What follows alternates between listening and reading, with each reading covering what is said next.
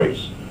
When the book came up, I put it together detailed, you know, with the time and dates and everything else, became interesting.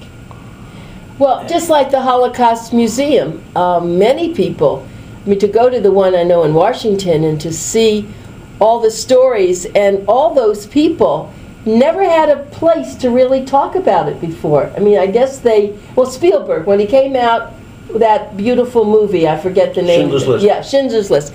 That really did something. I think Yes. it really threw it out, didn't it?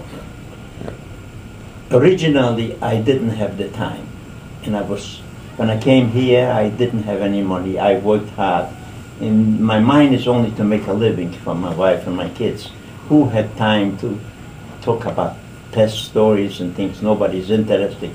Now I became a little bit more on my feet, substantial. I said to myself, let me record my life, that everybody knows what it is, because my life was unusual.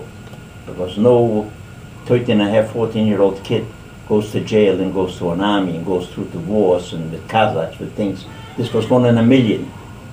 Right, and yeah, it's true. And I think that many people, though, who have been survivors, brings another person. I've met a lot of people in my life now who were survivors. There was a man who was very, very wealthy. He's a big benefactor up in Palm Beach.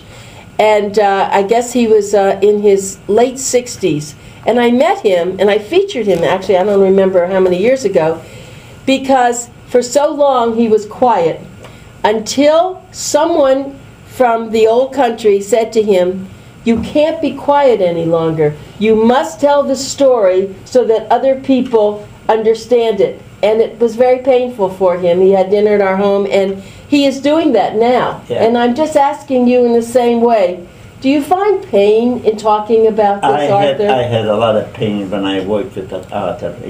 He squeezed me on every date, an hour, what's from this and this, and I gave him, my memory was still good. As I gave him details, I never write it down any place because I knew it was living with me.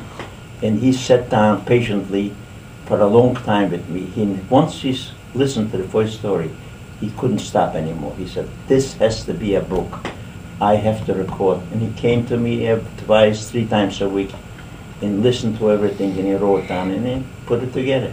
And you know, it's one thing to take things that are like a diary, but this flowed so well. And I just have to ask everybody, I want you to take this information because you need to go get this book. I really mean that.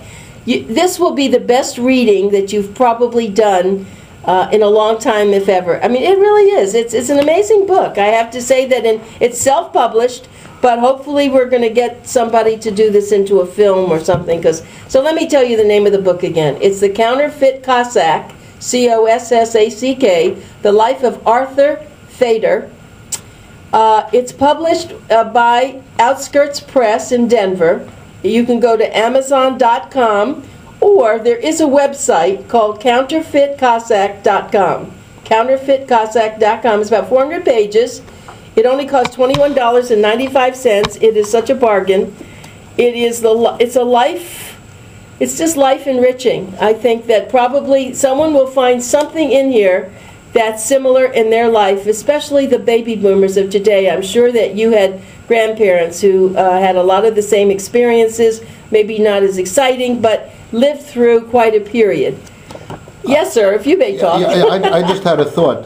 Most of the Holocaust stories you hear about, you mostly hear about Jews getting wiped out or the concentration camps.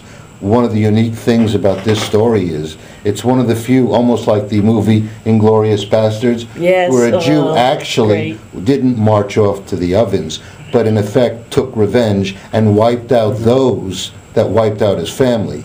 Now that makes it a whole different level of satisfaction. Well, we got a little bit of ours. We got something back, and that's inspirational about it. Not only did he survive, but he thrived, and he got a little back for the good side. Yeah, and he had some nice kids, and now he has grandchildren. Do you have great-grandchildren too, Arthur? Not yet. Not yet? Okay. It's underway. It's cooking, right? Yeah. So, Larry, you decided, now, you grew up then, of course, in, I guess you grew up in New York. Right. And then when did you come down here? How old I were was you? born in '53. We came back down here then, so I was a year old till '59, and then moved back up to New York. And what schools did you go to in Miami Beach? I didn't. I was a he did. Irv did. I was So Irv went to Irv, Miami yeah. Beach. Yeah, Nautilus Junior Nautilus High, Junior High School. South Beach Elementary. South Beach Elementary.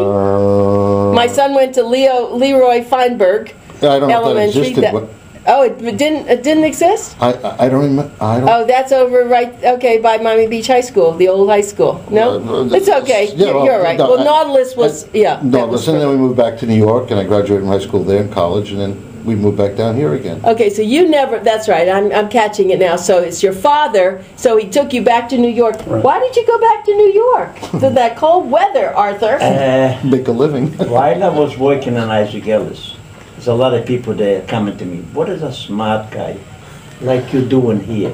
You can make some money in New York. They all built me up New York like it's something. And I went back, started picking up land, started real estate things, and thank God I built myself up. But then you decided you really didn't